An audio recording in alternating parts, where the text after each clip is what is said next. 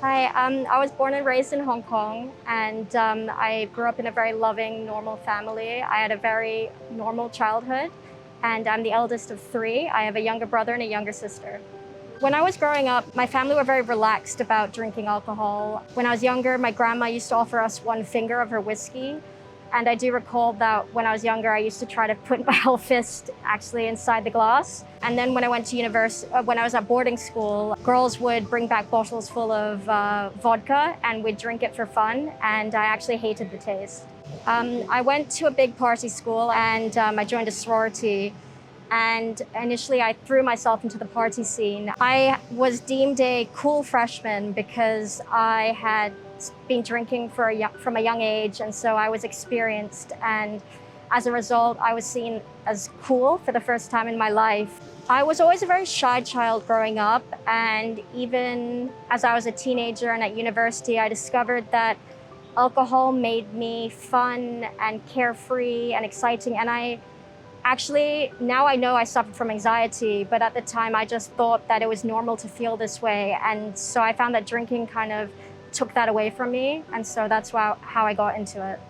I had a few friends in my life who spoke to me about my drinking habit, and initially I thought it was a joke and they just laughed and said I was drinking too much, but it got to the point that I found myself reaching many rock bottoms, and I was alienating myself from a lot of friends and people that I cared about because I was too drunk, and I ended up doing or saying stupid things that resulted in me breaking a lot of friendships. I remember when I was living in Shanghai, there was one day where my friend called me up to go hang out with her and day drink and go to someone's birthday party. I had living with a lot of shame and regret, and she kind of coaxed me out of that and convinced me to go out and join her. I remember she told me to just stick to one drink an hour, and I remember sitting there and literally watching the clock, the minutes tick down, and the end of the night resulted in me blacking out. And again, I did a lot of things. It was this constant cycle that just went over and over and over again.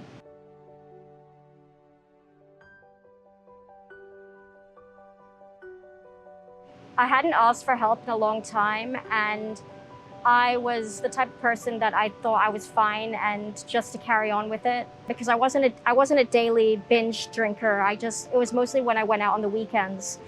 I remember that I just was so miserable and so depressed. When I was told that my parents wanted me to go to rehab, I was so angry at them, but I realized that I needed it because I didn't recognize the person that I'd become. I was very fortunate enough to have a very strong, supportive, loving family because they were the ones that were always with me from the beginning. The day in rehab where one of our tasks was to share a life story, and the moment I read it and finally told the truth about everything that had happened to me, because I'd never told anyone before, it was very refreshing, and I felt like a weight had been lifted.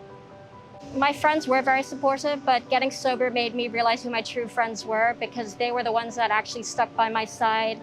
And when I told them I was getting sober, they truly supported me, because when I was partying and using, I found that a lot of my friends were only friends with me because we had that mutual enjoyment of getting really drunk together. That was the only thing that actually bound us together. And so when I did get sober, those friends actually fell to the wayside.